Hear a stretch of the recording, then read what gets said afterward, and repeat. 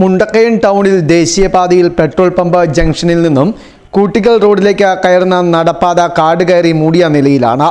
ഇരുചക്ര വാഹനങ്ങളും ഓട്ടോറിക്ഷ അടക്കമുള്ള ചെറുവാഹനങ്ങളും മുണ്ടക്കയം ടൗണിൽ കയറാതെ കൂട്ടിക്കൽ റോഡിൽ നിന്നും എളുപ്പവഴിയിൽ ദേശീയപാതയിലേക്ക് എത്തുന്ന ചെറു റോഡാണിത്. കൂടാതെ CMS ഹൈസ്കൂളിലേക്ക് പോകുന്ന വിദ്യാർത്ഥികൾ അടക്കമുള്ളവരുടെയും ചെളിക്കുഴി ഭാഗത്തു നിന്നും മുണ്ടക്കയം ടൗണിലേക്ക് വരുന്ന കാൽനട യാത്രക്കാരുടെയും പ്രധാന ആശ്രയമാണ് ഈ റോഡ്. എന്നാൽ റോഡിന്റെ വശം കാട് മൂടിക്കിടക്കുന്നതും വശത്തെ ചെറുമരങ്ങളുടെ ശിഖരങ്ങൾ റോഡിലേക്ക് ചാഞ്ഞു നിൽക്കുന്നതും ഇതുവഴിയുള്ള യാത്ര ദുഷ്കരമാക്കുകയാണ്.